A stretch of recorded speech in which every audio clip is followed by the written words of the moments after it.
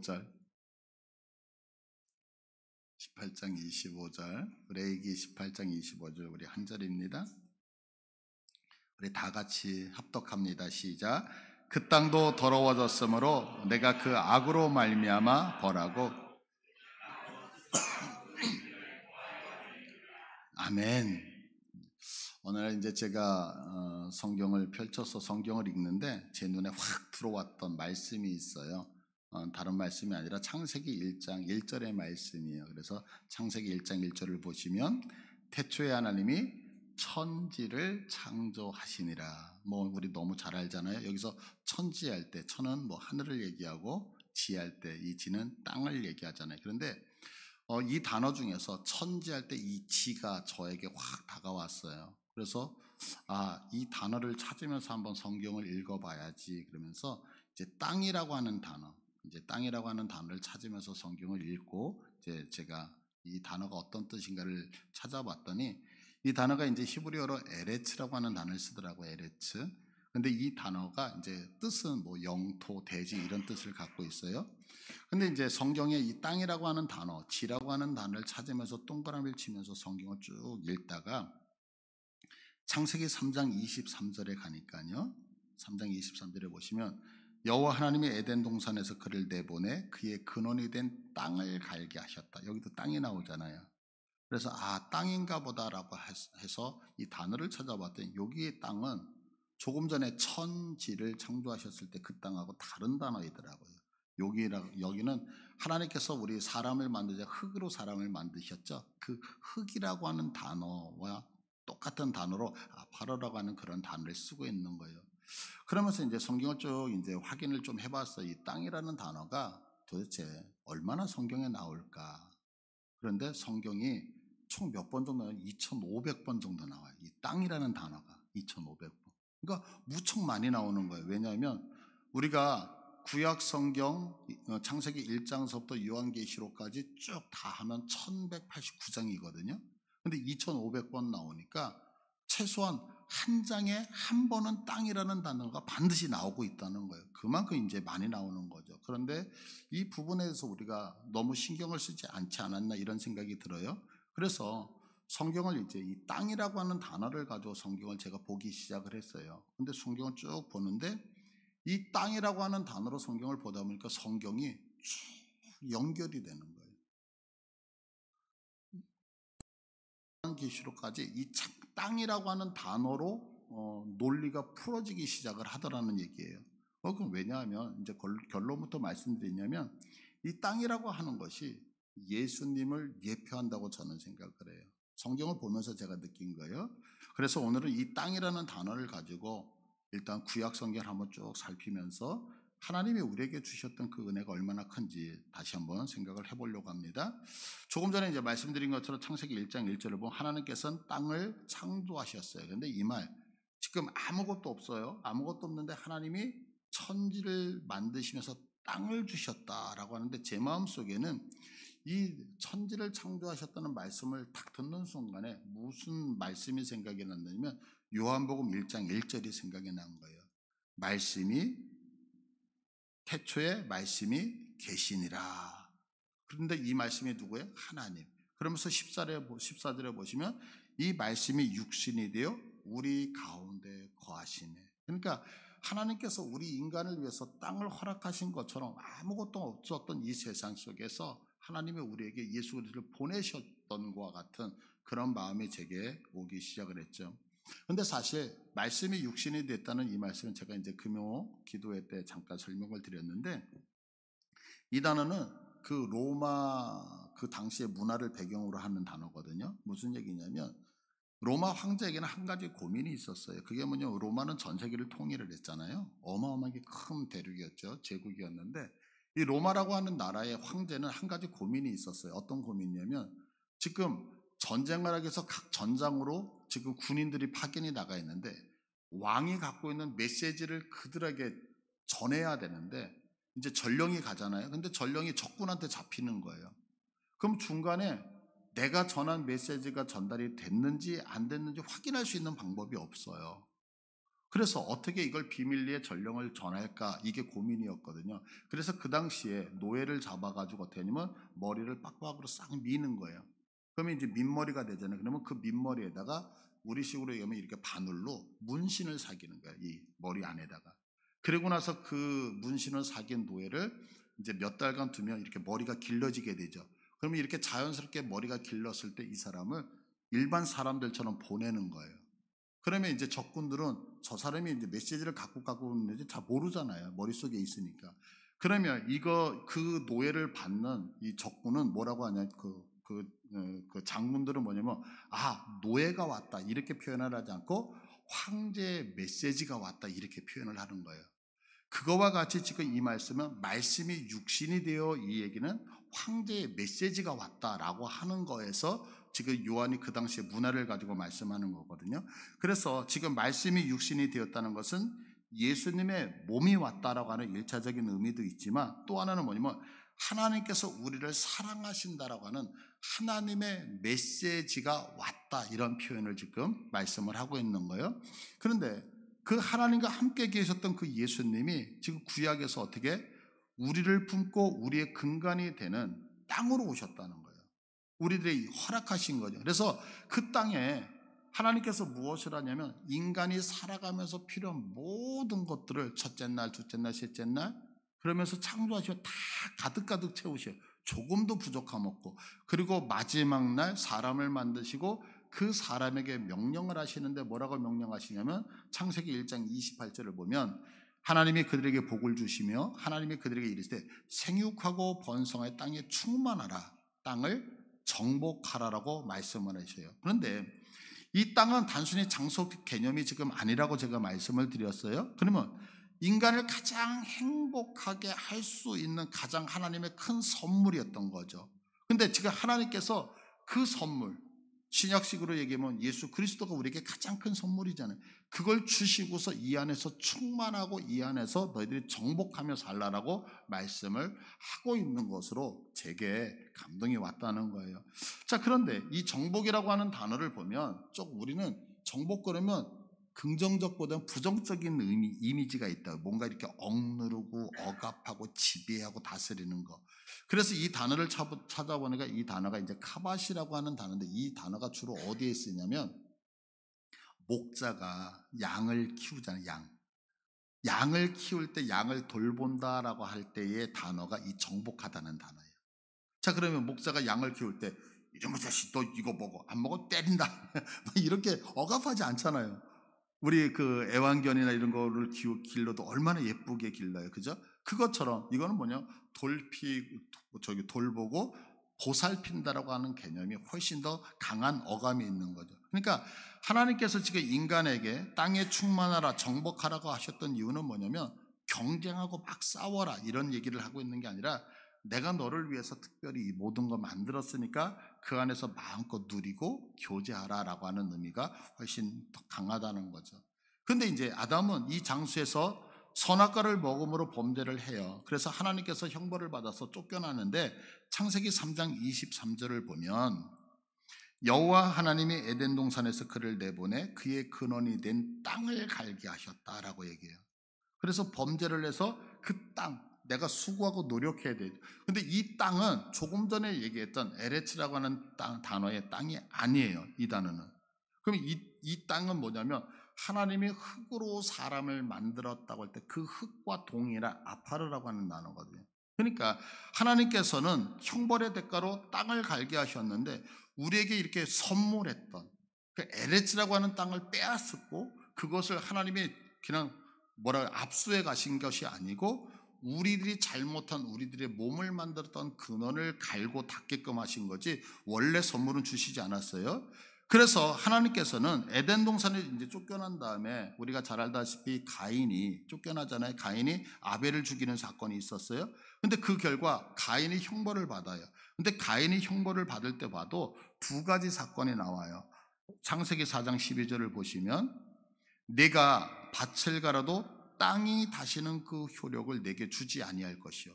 그러니까 농사를 지어도 땅이 소산물을 못 내는 게 첫 번째 형벌이었어요. 두 번째 형벌은 뭐냐면 너는 땅에서 피하며 유리하는 자가 되리라. 이렇게 두 가지 형벌이거든요. 근데 앞에도 땅이라는 단어가 나오고 뒤에도 땅이라고 하는 단어가 나오지만 앞에 나오는 단어는 우리 몸을 만들었던 인간을 만든 흙이라고 하는 단어의 아파르라고 하는 단어고 뒤에 있는 땅은 에레츠라고 하는 단어. 전혀 달라요. 원어를 보면. 그러면 보세요. 범죄한 결과 밭을 가로도 땅이 효력을 내지 못한다. 이게 인간이 범죄해서 하나님 앞에 받는 건데 하나님은 무엇하지 않으셨느냐면 내가 너에게 공급했던 선물, 하나님이 처음부터 우리에게 허락하시던 은혜의 땅은 회수했다, 회수하지 않았다? 회수하지 않고 그대로 주셨어요. 뿐만 아니라 여기서 조금 더 가면 자, 창세기 4장 46절을 보시면 가인이 여호와 앞에 떠나 에덴 독초 놋 땅에 거주하였다. 지금 하나님 앞에 범죄했잖아요, 가인. 그럼 우리가 생각할 때 나쁜 놈, 죽일 놈 이렇게 표현하는데 하나님은 어떻게 하시냐면 그에게 허락하신 에레츠 땅에 다시 한번 거할 수 있는 은혜와 복을 허락하셨다고 성경이 말씀을 하고 있다고요. 그런데 이렇게 정착을 했던 이 가인이 창세기 6장 4절에 보시면 당시의 땅에는 에레츠에는 네피림이 있었고 그 후에도 하나님의 아들들이 사람의 딸들에게로 들어와 자식을 낳으니 그들은 용사라 고대의 명성이 있는 사람들이었다. 그러면서 하나님이 허락하신 그 은혜의 땅에 누가 하나님을 거부하는 네피림이 있었다는 거예요. 뿐만 아니라 하나님을 따르던 백성들, 하나님을 예배하던 사람들까지도 이곳으로 끌어들여서 우리식으로 얘기하면 전부 다 타락시키는 일들이 있게 되어졌다는 거예요. 그러니까 하나님이 베푸신 이 은혜의 땅 에페르라네요. 이 땅에서 지금 하나님의 은혜를 거부하면서 살아가는 자기 정욕대로 살아가는 사람이 너무너무 많았다는 거예요. 그래서 그 결과 6장 6절을 보시면 땅 위에 사람 지으심을 한탄하사 하나님께서 그 죄 많은 사람들이 죄 짓는 것 때문에 속상해 하시고 후회하셨다라고 이거는 이제 하나님의 후회라고 하는 것은 우리들의 눈높이에 맞춰서 말씀하시는 거거든요. 그러니까 하나님이 얼마나 속상하셨는지 이렇게 표현해요. 그런데 중요한 단어가 뭐냐면 자 6장 12절을 보세요. 자 우리 다 같이 한번 읽을게요. 시작. 하나님이 보신즉 땅이 부패하였으니 이는 땅에서 모든 혈육 있는 자의 행위가 부패하였습니다. 아멘. 자 지금 하나님을 믿는 백성들이 믿지 않는 세상의 사람들과 연합하여서 죄를 져서 부패했다는 것까지 우리가 이해를 해요. 근데 성경이 뭐라고 말씀하시냐면 사람이 부패한 것으로 끝나지 않고 하나님이 보셨을 때 무엇이 부패했다고요? 사람이 부패했는데 땅이 부패했다라고 말씀하고 있어요. 땅이. 그죠? 그래서 6장 13절에 보면 이제 노아의 홍수 사건이 일어나는데 하나님이 노아에게 이르시되 모든 혈육 있는 자의 포악함이 땅에 가득함으로 그 끝날이 내 앞에 이르렀으니 내가 그들을 무엇과 함께 멸한다고요? 땅과 함께 멸하리라 라고 해요. 그럼 여러분도 한번 생각해 보세요. 땅이라고 하는 것이 우리가 지금 이렇게 밟고 있는 땅이 무생물이잖아요. 그러면 땅이 멸망당한다는 게 뭐죠? 그런데 성경은 이상한 표현을 하고 있어요. 어떤 표현이에요? 사람이 타락했는데 사람이 타락한 것으로 끝나지 않고 사람이 타락하니까 그를 품고 있었던 땅도 타락을 했고 그래서 이 타락한 사람을 멸하시는데 이 사람만 멸하시는 게 무엇도 멸하시겠다? 이 사람을 같이 데리고 있었던 땅도 멸하시겠다라고 하는. 그러니까 우리가 여기서 지금 알 수 있는 것은 뭐냐면 한 가지죠. 우리가 밟고 있는 이 땅, 물질적인 땅의 개념으로 지금 성경은 말씀하고 있는 것이 아니라고 하는 거죠. 자, 그러면 왜 사람이 죄를 범했는데 땅이 함께 죽느냐면 제가 조금 전에 말씀드렸죠. 이 땅이 무엇을 상징한다? 예수 그리스도를 상징한다, 예표한다라고 제가 말씀을 드렸어요. 자, 그러면 우리 인간이 죄를 지었어요. 하나님의 뜻대로 살지 않았어요. 그러면 예수님이 죄를 지으셨나요? 아니거든요. 그런데 분명히 죄는 우리 인간이 지었는데 죄가 없으신 예수님이 누구 때문에 같이 십자가에서 죽으시죠? 우리들 때문에 십자가에서 죽으시죠. 그러니까 우리들에게 새로운 인생을 살게 해주시기 위해서 지금 인간이 부패했는데 인간이 부패한 것으로 끝나지 않고 성경은 인간이 부패한 것을 예수 그리스도 부패한 것으로 상징하고 인간이 죽어야 되는 것을 예수 그리스도가 죽어야 되는 것으로 말씀하고 있는 것 같이 지금 인간을 품고 있는 이 땅도 사람이 부패를 하니까 사람만 부패한 게 아니라 무엇도 부패했다? 땅도 부패했고 이 사람도 멸절당하면서 그를 품고 있는 땅도 멸절당해야 된다라고 말씀을 하고 있다라고 하는 거죠. 그리고 이제 노아 홍수가 끝난 후에 하나님은 다시 노아와 그의 자녀들에게 땅에 충만하라고 명령을 하셔요. 그리고 이제는 홍수로 다시는 멸하지 않겠다고 무지개를 주시고 이 노아의 세 아들로 인해서 세상의 온 땅에 퍼지게 만드시죠. 그런데 사람들은 돌아오나요? 돌아오지 않죠. 여전히 바벨탑을 쌓고 자기의 이름을 내려고 해요. 그래서 그들이 온 땅에 흩어졌을 때에 그 갈대와 우루 땅에서 하나님께서 한 사람 아브라함을 택해서 지시할 땅으로 가라라고 해요. 여기서 땅도 에레츠거든요. 그런데 이 아브라함이 그곳에 갔을 때에 그의 조카와 헤어지게 되잖아요. 그래서 그의 조카는 소돔과 고모라 땅으로 가게 되어졌고 아브라함은 가나안 땅에 머물렀어요. 그런데 이때에 이렇게 헤어지고 난 다음에 하나님께서 이제 아브라함에게 나타나서 하시는 말씀이 창세기 13장 15절인데 보이는 땅을 내가 너와 네 자손에게 주리니 무엇을 주신다고요? 땅을 주신대요. 뿐만 아니라 15장 7절을 보면 또 그에게 이르시되 나는 이 땅을 내게 주어 소유를 삼게 하겠다라고 해요. 그러니까 성경은 이 땅이라고 하는 것에 목숨을 걸어요. 이런 관점에서 보면. 그래서 아브라함이 내가 부동산 투기하는 거 아니잖아요. 근데 하나님이 의도를 가지고 쓰고 보려면 아브라함 내가 이 땅을 너에게 주겠다. 내가 너에게 이것을 반드시 쟁취하게 하겠다. 이렇게 얘기해요. 그래서 그 소유 삼게 하시게 땅을 주시기 위해서 아브라함을 갈대와 우르에서 불렀다는 거예요. 그러면서 창세기 17장 8절에 보시면 내가 너와 내 후손에게 내가 거류하는 이 땅 에레츠를 가나안 온 땅을 주어서 뭐하게 하겠다? 영원한 기업이 되게 하시겠다는 거예요. 영원한 기업. 근데 이 땅이라고 하는 개념이 우리가 잘 알다시피 요한계시록 가면 새 하늘과 새 땅으로 신천지로 우리들에게 계속해서 땅의 이야기가 요한계시록까지 이어지는 것을 우리는 확인할 수 있죠. 그러면 하나님이 나의 하나님이 되신다고 얘기하잖아요. 여러분들 하나님은 우리의 하나님 되시죠. 그럼 내가 어떻게 할 때 우리 하나님이 나의 하나님이 되실까요? 하나님이 하나님이신데 그 하나님이 나의 하나님이 되기 위한 조건.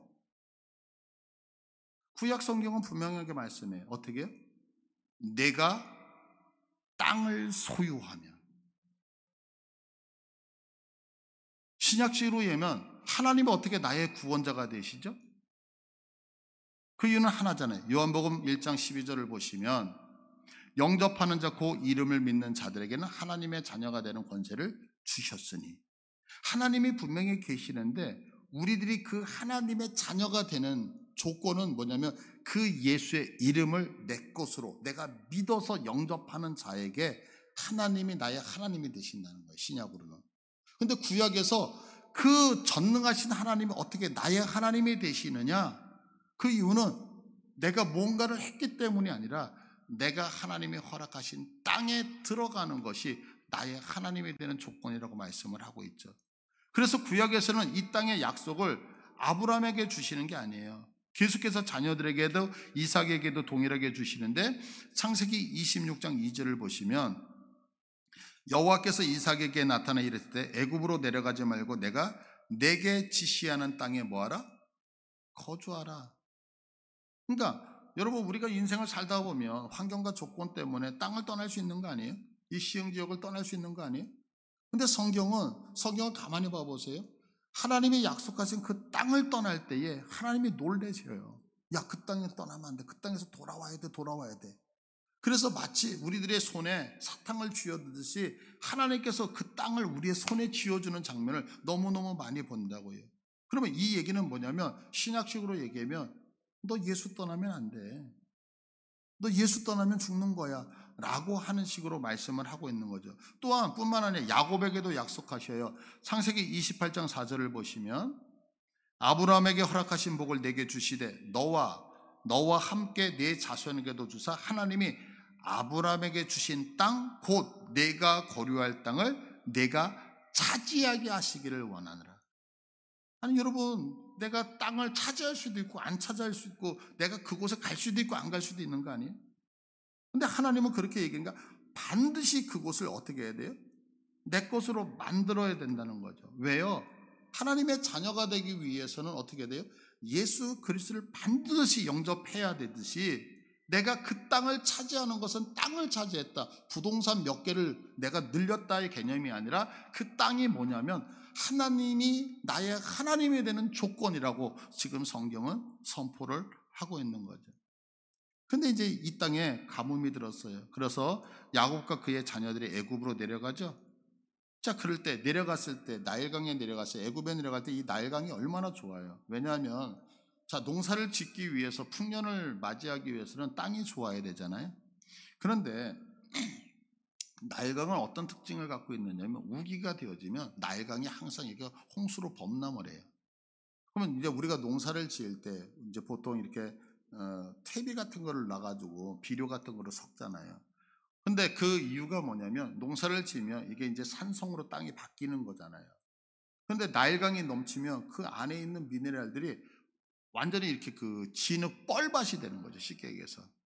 그러니까 매년 그 바다나 이 강에서 주는 미네랄이 다시 옥토를 바꿔버리는 거예요. 그러니까 나일강은 그렇게 넘치기 때문에 매년 넘치거든요, 이게.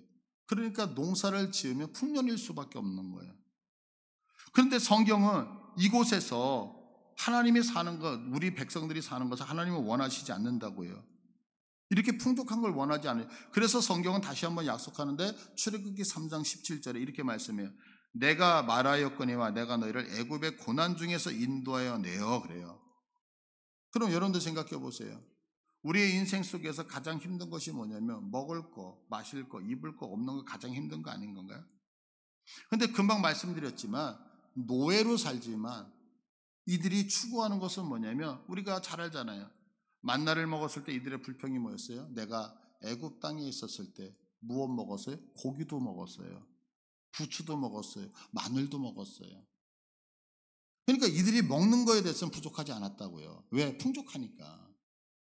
그런데 성경은 애굽의 고난 중에서 인도해서 젖과 꿀이 흐르는 땅, 이 땅으로 너희를 올려가게 하시겠다라고 하는 거예요. 근데 보세요. 지금 이 가나안 땅을 성경은 뭐냐면 젖과 꿀이 흐르는 땅이라고 하는데 여러분들 혹시 이스라엘의 지도나 이런 것들을 보셨나요? 지금도 이스라엘에 뭐 이란하고 뭐 전쟁을 하고 그래서 어제도 몇 분이 사망했다는 이런 얘기, 그곳이 젖과 꿀이 흐르는 땅인가요? 가장 위험한 땅 아닌가요? 근데 성경은 젖과 꿀이 흐르는 땅이라고 얘기해요. 왜 그럴까요? 한 가지 때문에 그런 거예요. 그곳은 하나님만 쳐다봐야 되는 땅이야. 하나님만. 그럼 왜 하나님만 쳐다봐야 되는 땅이냐면 이스라엘은 어떻게 해야 되냐면 서쪽이 지중해예요. 그래서 지중해에서 구릉지로 천천히 이렇게 올라와요. 근데 그 구릉지가 올라가는데 예루살렘이, 우리가 얘기하고 있는 예루살렘이 해발 약 800m거든요. 그런데 우리가 해수면보다도 낮은 바다가 사해바다잖아요. 근데 약 400m 정도가 낮잖아요. 그러면 800m면 이 예루살렘에서 사해 밑바닥까지 1200m예요. 그러면 저쪽에서 완만하게 이렇게 올라왔다가 갑자기 확 꺾여 들어가거든요. 이렇게 되어져 있거든요. 그럼 보세요. 이스라엘 백성들이 농사를 지을 땐 두 가지를 가지고 농사를 짓거든요. 하나는 밀농사예요. 그리고 하나는 과일 농사예요. 자, 그러면 밀농사를 지을 때는 뭐가 필요하죠? 물이 필요해요. 물. 근데 내가 지금 밀농사를 지어야 되는데 서풍이 부는 거예요. 그러면 서풍이 불면 지중해에서 바람이 들어오니까 습기를 머금고 오죠. 습기를 머금고 오니까 비를 내려요. 그래서 풍년을 이룰 수 있어요. 그런데 거꾸로 지금 밀농사를 하고 있는데 동풍이 불어오면, 동풍은 우리가 잘 알던 사우디아라비아예요. 이쪽 요르단 쪽으로 해가지고 사막 지역이잖아요. 그러면 마른 바람이 들어오면 밀이 다 말라서 죽을 수밖에 없어요. 근데 바람을 누가 조정해요? 그래서 하늘만 쳐다보고 있는 거예요. 만약에 밀농사를 지을 때에 서풍이 아니라 동풍이 오면 쫄딱 망하고 서풍이 오면 풍년이 되어지는 거예요. 또 하나 과일 농사거든요. 그러면 과일이라고 하는 열매를 어떻게 맺죠? 암술과 수술이 만날 때. 그러면 암술과 수술이 만날 때에 나무가 저기 예쁜 나무가 있네. 저런 수컷 내가 만나야지. 그래서 쫓아가나요? 바람으로 가잖아요. 바람. 그죠? 그러니까 이 지금 과일 열매가 맺을 때는 동풍이 불어죠. 마른 바람이 불어서 이 꽃씨를 멀리 씨앗들을 멀리 해서 이제 이게 교배가 되어질 수 있게 해야 되는 거예요. 그런데 문제는 뭐냐면 과일 농사를 지을 때 서풍이 들어와요. 그러면 서풍에는 지금 뭐가 있어요? 습기가 있으면 꽃가루가 멀리 가요. 그 앞에 떨어져요. 그러면 서풍이 불면 과일 농사는 꽝이거든요. 그러니까 지금 무엇을 쳐다볼 수밖에 없어요? 과일 농사 지으면서 동풍아 불어라 하면서 하나님 도와줘. 이거밖에 없는 거예요. 그러니까 가나안 땅이라고 하는 곳은 인간의 방법으로 농사 지을 수 있는 곳이 아니고 철저하게. 그래서 성경은 뭐라고 말씀하고 있냐면 레위기서 26장 4절을 보세요. 내가 너에게 철 따라 비를 주리니. 이 철 따라라고 하는 게 너무 중요한 거예요. 밀농사를 지을 때 서풍이 와서 비가 와야지 대박이고 동풍 불면 쫄딱 망하는 거예요. 또 과일 농사를 지을 때 서풍이 오면 쫄딱 망하고 동풍이 불어야 돼. 그래서 철 따라 비를 주시리니. 이거 누구 마음이에요? 그래서 땅은 그 산물을 내고 밭의 열매는 그 나무는 열매를 맺으리라. 하나님만을 바라볼 수 없는 땅이 바로 이 가나안 땅이라고요. 근데 이제 이 가나안 땅을 주시겠다 하나님의 약속에 의해서 이제 출애굽기, 민수기, 신명기, 그래서 애굽을 떠나서 이동하는 과정을 쭉 거치고 우리가 잘 알던 여호수아 장군에 의해서 가나안 땅을 정복하죠. 그런데 이제 사사기에 들어와서 이 땅에 정착하지 못하죠, 완전히. 왜냐하면 우리가 대표적인 사건이 그 엘리멜렉 사건, 나오미 사건. 그래서 성경에 보니까 베들레헴에 흉년이 들었어요. 그러니까 이제 모압 지방으로 가죠. 그래서 룻기 1장 1절을 보시면 사사들이 치리하던 때에 그 땅에 흉년이 드니라 그래요. 결국에 어떻게 해요? 이주하잖아요. 그런데 이주해서 이 엘리멜렉 가정은 아버지도 죽고 두 아들도 다 죽고, 그래서 나오미와 우리가 잘 알고 있는 롯이라고 하는 사람이 예루살렘으로 돌아왔다 이 얘기잖아요. 자, 그러니까 우리가 여기서 한 가지 알 수 있는 게 뭐냐면 하나님이 허락하신 하나님의 품, 예수 믿는 사람이 그 품을 떠나면 고난을 당하는 거거든요. 그러니까 사실 우리 예수 믿는 사람에게 고난이 오는 이유는 이유가 있는 거예요. 그냥 오지 않아요.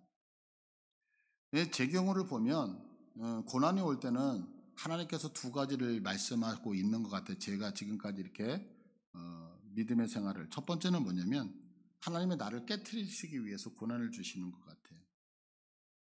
하나님은요, 일하실 때에 우리에게 어떤 일을 시켜놓고서 그거 있잖아, 여기서 요거 보충해야 돼, 조금 더 이렇게 바꿔가면서 사용하시는 분이 아니시더라고요. 제가 경험한 하나님은. 그러니까 그거 뭐냐면 하나님은 우리에게 어떤 사명을 주시고 나를 바꿔가시면서 쓰시는 게 아니라 준비된 만큼 사용하시는 거예요. 그러니까 내게 고난이 온다라고 하는 것은 뭐냐면 하나님이 나를 어떤 일을 시키기 전에 나를 준비시키는 작업이라고 하는 것을 우리가 좀 알았으면 좋겠어요. 두 번째 뭐냐면 고난이 오는 이유는 뭐냐면 내가 온전히 누구만 쳐다볼 수 있도록, 눈을 들어 그분만 쳐다볼 수 있도록. 그러니까 결국에는 뭐냐면 믿는 자에게 고난이 오잖아요. 그러면 그 이유는 딱 한 가지예요. 하나님이 나를 지금 사용하고 싶으셔서. 그러니까 여러분들 내게 고난이 오잖아요. 그러면 어려워요. 제가 이렇게 설교하잖아요. 쉽지 않아요. 그러나 고백해요. 하나님이 지금 나를 크게 쓰고 싶으셔서 내게 이런 연단을 주시는구나. 여러분들 믿음으로 고백하시고 그거를 감당해 내셨으면 좋겠어요. 그래서 히브리서 12장 11절 보세요. 우리 다 같이 읽을까요? 시작. 무릇 징계가 당시에는 즐거워 보이지 않고 슬퍼 보이나 후에 그로 말미암아 연단 받은 자들은 의와 평강의 열매를 맺느니라. 아멘. 그러니까 지금 고난 오면 얼마나 힘들어요, 그죠? 근데 지나고 보니까 역시 하나님이 옳았다라고 얘기를 하죠. 저는 이제 개인적으로 수영을 못해요. 이제 그러다 보니까 이제 물가에 가면 저는 얕은 물가에서 항상 놀아요. 얕은 물가에서.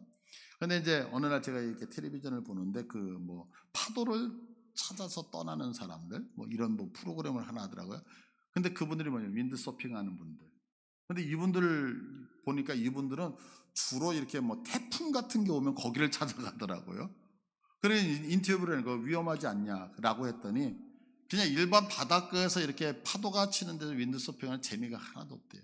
근데 파도가 치고 파도가 높고 뭐 해일 같은 거 올 때 막 우리는 위험하다라고 하는데 그 사람들은 그런 걸 탈 때 행복하다라고 하는, 그래서 이제 그것만을 뭐 찾아서 전 세계를 다니는 이런 프로그램을 제가 잠깐 본 적이 있어요.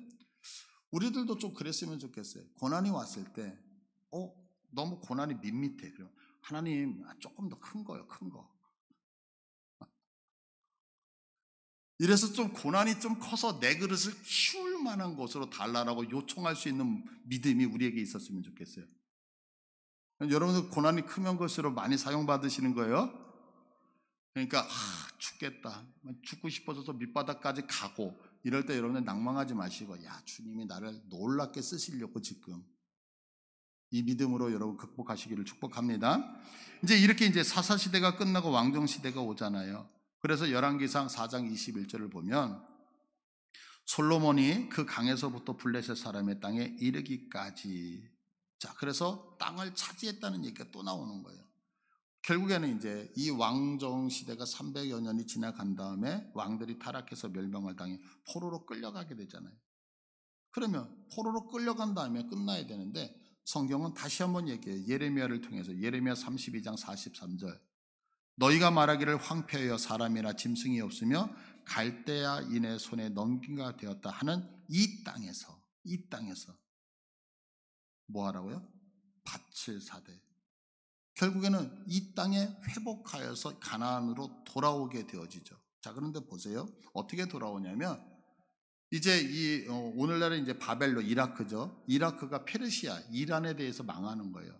그래서 이 이란의 왕이 누구냐면 고레스 왕인데, 역대하 36장 23절을 보시면 바사 왕 고레스가 이같이 말하노니 하늘의 신 여호와께서 세상 만국을 내게 주셨고 그래서 너희들 다 돌아가라 이렇게 명령했대요. 그런데 여기서 하늘의 신 여호와께서 세상 만국을 얘기할 때 이 세상이라는 얘기가 뭐냐면 에레츠라고 하는 땅이라고 하는 얘기.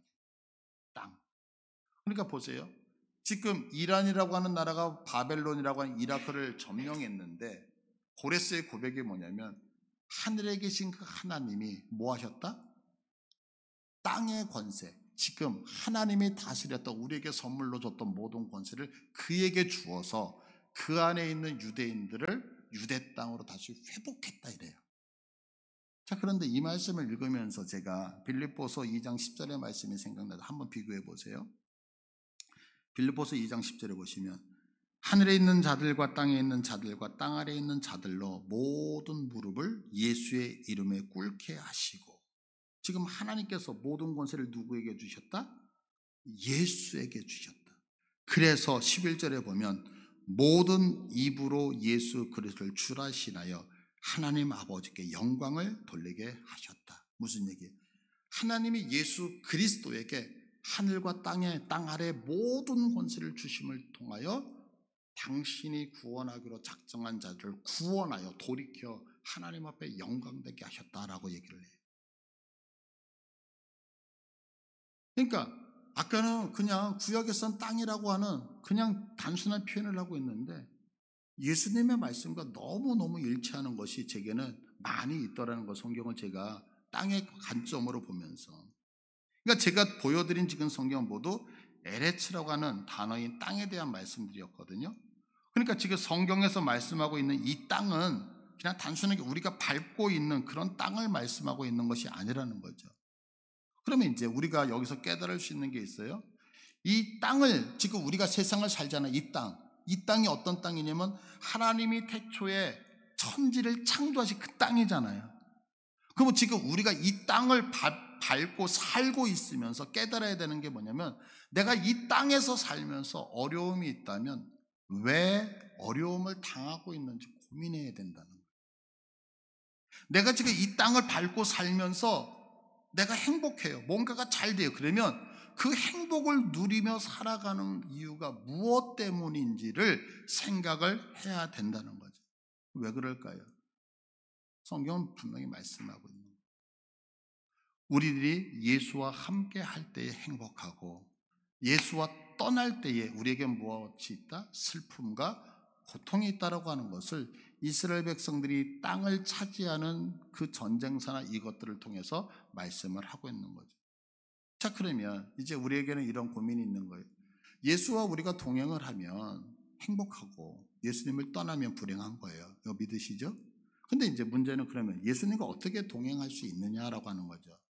근데 오늘 본문을 봐보세요. 오늘 본문 레위기 18장 25절 보시면 그 땅도 더러워졌으므로 내가 그 악으로 말미암아 벌하고 그 땅도 스스로 그 주민을 토하여 내내리라.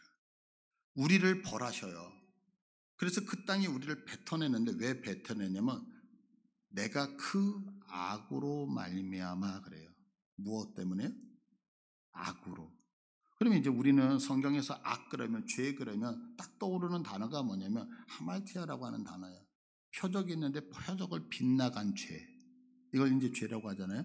근데 지금 여기서 사용한 내가 악으로 말미암아 악 때문에 너희를 징계하고 토해낸다 할 때 여기서 악이라고 하는 얘기는 뭐냐면 아온이라고 하는 단어를 쓰거든요.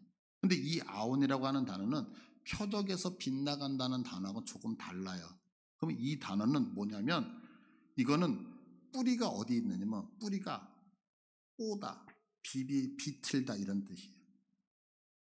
이 어원이 이 아원이라고 하는 단어의 어원이 비비꼬다 이거예요. 그러면 이게 무슨 얘기냐면 하나님의 말씀을 듣고 내가 의지를 동원하여 의도를 가지고 하나님의 말씀을 어기는 것을 얘기하는 거예요. 이 죄는.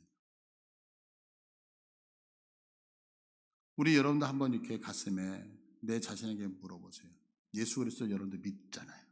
저도 믿고요. 근데 우리가 하나님 앞에서 거룩하게 살아야 된다는 것도 알고 하나님의 백성이라는 것도 알아요. 그런데 내가 고집이 있어서 하나님의 명령했음에도 불구하고 내가 알면서도 일부러 비꼬면서 하나님을 거부할 때가 있나요? 없나요? 있죠. 그것이 오늘 여기서 얘기하는 악, 본문에서 얘기하는 악, 아원이라고 하는 단어예요. 이게 대표적으로 성경에서는 어디냐면 다윗이 밧세바를 범했을 때. 자, 우리는 이렇게 생각하잖아요. 다윗이 밧세바를 범했을 때에 즉흥적으로 어떤 음란한 죄다 이렇게 생각. 그런데 그렇지 않거든요. 한번 생각해 보세요. 언젠가도 말씀드린 것 같은데 지금 내가 왕이에요. 저기서 어떤 여인이 지금 목욕을 해요. 그러면 내가 가서 까꿍 나왔다 이러면서 뭐 하지 않잖아요. 왕이라니까 왕. 그러면 신하를 부를 거 아니야. 얘야, 얘 저기 보니까 어떤 여인이 있는데 그 집에 누가 사는지 알아봐라. 예, 알겠습니다. 갔다 오는데 왕궁이 조그맣지 않잖아요. 그러면 최소한 5분 이상은 걸릴 거 아니야. 예, 다녀왔습니다. 그래, 만났느냐? 아니요. 화장을 한다라고 해서 기다리다가 그냥 왔으니까 그럼 다시 갔다 와라. 뭐 이렇게 해가지고 그 여인을 내 침소까지 드릴 때까지 여러분들 최소한 시간으로 따지면 그렇잖아요. 우리 기본적으로 우리 예쁘신 우리 여성분들 화장할 때 5분 만에 끝낼 수 있나요? 기본이 30분이잖아요. 그러면 다윗이 그 우리아라고 하는 그 밧세바를 데리고 올 때까지는 짧으면 30분, 길게는 몇 시간, 며칠이 걸렸을지도 모르는 거죠. 이게 무슨 얘기예요? 충분히 돌이킬 수 있는 마음이 있었는데 내가 꽈단 말이에요. 하나님의 명령을 꽈서 비틀어서 의도를 가지고 죄를 지었다고요. 사울 왕이 대표적인 거예요. 아말렉을 다 진멸하라. 그러면 여러분들 아말렉을 진멸할 때 즉흥적으로 살려둔 거 아니잖아요. 수백 명, 수천 마리의 지금 양들이 있잖아요. 그러면 그 소리를 계속해서 들었을 때 하나님이 저거 죽이라고 했는데 이 생각했을까요? 못했을까요? 했죠. 그런데 고민하는 거예요. 저거 죽여야 돼? 아까운데 저거 하나님 앞에 드리면 저거 제물로 드리면 계산을 하기 시작하죠. 말씀을 듣고 꼰다고요. 비꼬았어요. 의지를 가지고 하나님의 말씀을 거부한 거죠. 사무엘상에 보면 엘리 제사장의 아들 홈리와 비느하스의 이야기가 나오거든요. 그런데 백성들이 제물을 드리면 이들이 먼저 가로채는 거예요. 좋은 거 내놔, 내가 먹을 거야. 그러니까 백성들이 얘기를 하는 거예요. 그거 하나님 앞에 예배 드리고 나서 먹어. 그랬더니 난 필요 없어. 내가 좋은 대로 라고 이야기를 해요. 결국에는 자기들이 갖고 있는 생각으로 하나님의 말씀을 일부러 의도적으로 거절하기 시작을 해요. 근데 사무엘상 2장 25절을 보니까 이렇게 말씀하고 있어요. 사람에게 범죄하면 하나님이 심판하시려니와 만일 사람이 여호와께 범죄하면 누가 그를 위하여 간구하겠느냐 하되 그들이 자기 아버지의 말을 듣지 아니하였으니 이는 여호와께서 그들을 죽이기로 뜻하셨습니다. 무슨 얘기예요? 계속해서 회개할 기회를 주는 거예요. 그러면 안 된다. 그렇게 살면 안 된다. 바르게 살아야 된다. 하나님의 명령대로 살아야 된다. 그런데 무엇이 있어요? 고집. 그러니까 하나님의 말씀을 내가 해석하고 싶은 대로 해석해요. 하나님 괜찮아. 지금까지도 멀쩡했는데 내가 죄 한두 번 져봤어? 그래서 하나님의 말씀을 비꼬는 거예요. 꽈서 어떻게 해요? 의도성을 가지고 죄를 짓기 시작을 하죠. 그러니까 결국에 이 고집대로 하나님 어떻게 하시요? 죄가대로 내버려 두시겠다라고 얘기해요. 그러니까 여러분 성경은 우리들에게 분명히 경고하는 거예요. 오늘 이 본문은요. 잘 생각해 보세요. 레위기서예요. 레위기서는 어떤 성경이에요? 이스라엘 백성들이 애굽에서 나왔어요. 나는 너희들의 하나님이 되고 너희는 내 백성이 된다? 예, 알겠습니다. 그래서 하나님과 언약을 다시 맺고 너희들이 내 백성이 되기 위해서는 내가 너희들의 율법을 줄 거야. 예, 율법 주세요. 그래서 하나님이 10가지의 법을 주시잖아요. 그래서 그 법을 주시는 것 가운데 오늘 말씀이거든요. 그러면 이 말씀은 누구냐면 그 당시에 예수 안 믿는 사람에게 주시는 것이 아니라 예수를 믿고 고백하면 내가 하나님의 자녀라고 생각하는 자들에게 주셨던 말씀이에요. 그러니까 이 말씀은 오늘 신약식으로 얘기하면 이 자리에 있는 저와 여러분들에게 주시는 말씀이라고요. 근데 하나님이 뭐라고 얘기하냐면 얘들아 잘 들어야 돼. 내가 너희들한테 이런 얘기를 했는데 너희들이 나의 말을 듣고 너희들의 고집과 아집을 가지고 하나님의 말씀에 내 말을 비꼬아서 의도적으로 거부한다면 내가 너희들에게 주었던 모든 땅, 내가 너희들에게 주었던 모든 은혜가 너희에게서 토해내리라. 저는 이 말씀을 보면서 맞아요. 우리 장로교회에서는 여러분들 수없이 가르쳐드렸지만 말씀을 드렸지만 우리는 구원에서 탈락받지 않습니다. 믿으시죠? 그러나 그 교리적인 것을 조금 떠나서 오늘 말씀을 조금 더 과격하게 표현한다면 내가 너희들을 사랑해서 주었던 은혜가 있는데 너희들이 의도를 가지고 고집을 가지고 내 말을 거역한다면 너희들은 예수 그리스도 안에서 구원에서도 탈락될 수 있다라고 말씀하는 경고로 들리더라고요. 여러분 부탁드립니다. 우리 믿음 생활하면서 중요한 건 뭐냐면 모르고 지은 죄 분명히 하나님 앞에 용서 구해야죠. 그러나 더 악한 건 뭐냐면 알고 짓는 죄예요. 고집을 가지고 하나님과 대항하며 싸우는 죄예요. 하나님이 이기나 내가 이기나 한번 해보자고요. 해보세요. 어떤 결과가 있는가. 여러분 성경은 분명히 경고하잖아요. 너희들의 그 고집스러운 죄악으로 인하여 내가 너희들을 토해내리라. 이 말씀을 생각하셔서 나의 고집 때문에 예수님의 품을 떠나는 미련함, 하나님 앞에 책망받는 미련함 없기를 간절히 축복드립니다. 우리 다 같이 일어나셔서